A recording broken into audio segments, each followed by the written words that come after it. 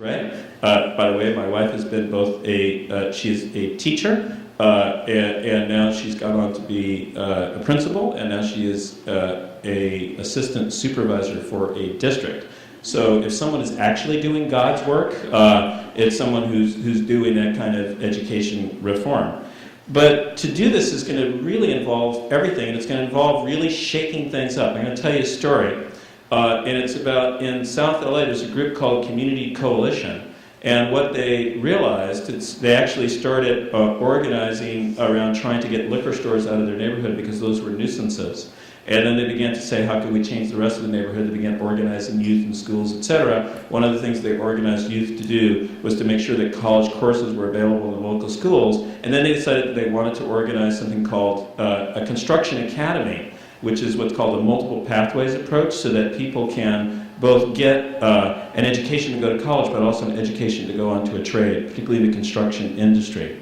And they wound up, largely black and Latino organization, organizing with largely white trade unions to put this in place, because the older white trade unionists realized that none of their sons and nephews really want to come into the industry any longer. And they worked with the LAUSD, LA Unified School District, to try to put this in place in one school. And I actually played a small role in this because I wound up writing an op-ed celebrating this proposed academy and congratulating the Los Angeles Unified School District on saying they would move forward. Of course, LAUSD had said they would move forward, but they weren't actually moving forward, and the point of the op-ed, was a really good strategy, was to sort of embarrass them into submission, right? Celebrate someone's success for something they haven't quite done yet, right? Always a good strategy. Well, it turned out LAUSD just wouldn't move, and Community Coalition wound up working with a charter school. And they put it into a charter school run by Green Dot. And so you've got this really unlikely set of allies coming together, but it's really critical to making that community work, challenging the whole education thing. Now, we are going to need new partnerships, and we're also going to need new collaborations. And those collaborations are, sometimes when people talk about collaboration, they tend to, I always think of that ride in Disneyland, It's a Small World After All. Whereas you go down the ride and all the little children from all over the world are singing. Collaboration is often not like that.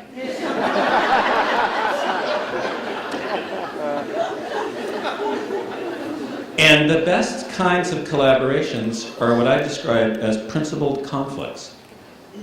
You take people who actually have competing and different interests in specifics, but they may have the same goal around community development or educating kids, and you put them in the same room to work things out together. In Los Angeles, a community organization, Scope, also from South LA, challenged the DreamWorks studio when they were getting a $70 million subsidy to say that they needed to create a job training program that would put animation training in community colleges in South LA so people could be part of that industry. And it turned out that the DreamWorks fought them, but then eventually settled with a $5 million training program, which was very interesting because it wasn't about putting the jobs in South LA, it was about putting the training in South LA so people could connect to a regional job. And then DreamWorks decided not to build a studio. Sounds like a bad end, right? But because they had fought with each other, they had learned to collaborate with each other, and they created something called Workplace Hollywood, which is a $10 million training program in Hollywood to put young people of color from low-income communities into all those jobs in the entertainment industry that come at the end of the movie. You know, those gaffer and best boys and stuff. You're like, what the heck is that, right? Those are good jobs, those are union jobs, and out of the conflict came new collaboration. Collaboration is about principled conflict. One last point and then one conclusion. We need to understand success, not as an end point, but as a process. We need to understand success not as stasis, but as resilience, as the ability of communities and regions to respond to shocks. Because if you think this is the last shock we're going to face, then you haven't really been tracking the history of capitalism. If you think that this is the last set of policy changes we're going to face, if you think these are the last set of issues we're going to face, what really counts is the ability of the community to bounce back after it's had a shock, after it's had a change. What counts is resilience, and we need to be changing in that direction. Let me just bring this to conclusion, and what I want to say here in this is that we are facing really dramatic moment in terms of change. You know, these moments of change come around, they say, once in a generation. In the 20th century, the time of FDR and the New Deal, the moments of Reagan and a shift in a very different direction, and the current moment that we're in as well. And in each of these moments, we reconfigure our relationship between the government and the economy, the relationship between different powers in the economy and society, corporations and labor and community. And we also reconfigure and change our ideology, the story that we tell ourselves about who we are. So the New Deal gave birth to a whole new set of arrangements. Obviously, the Reagan Revolution rejected those and gave birth to an entirely different set of arrangements. One that said that we needed to take the government out of the economy, one that rebalanced the relationship between financial and productive investment and rebalanced the relationship between capital and labor and community, and one that changed the story we told ourselves about who we were as Americans. We are in exactly such a moment as well. It's transformational.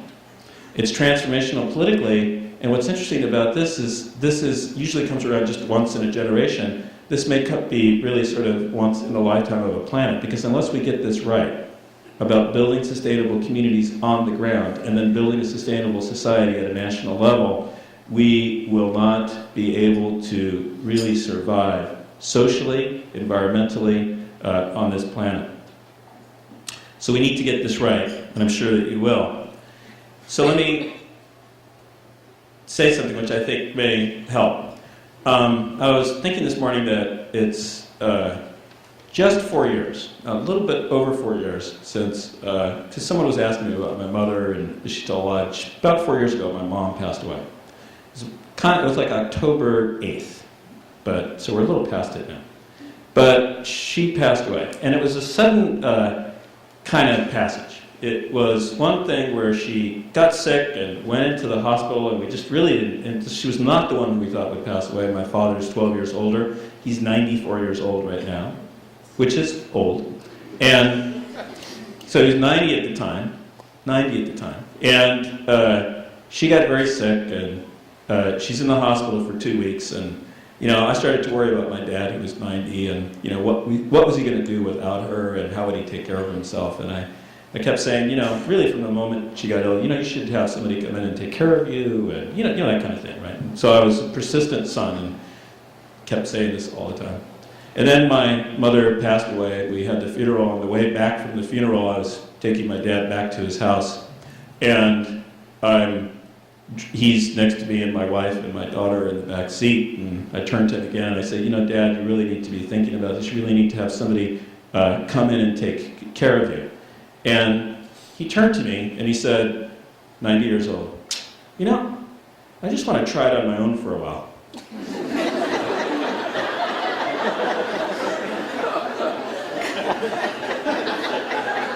I want to see what my potential is. And my wife just reached from the back of the seat, slapped me up the side of my head. Because this is exactly what we were taught by our parents, and this is exactly what we teach our kids, to see what your potential is. LISC, let me challenge you.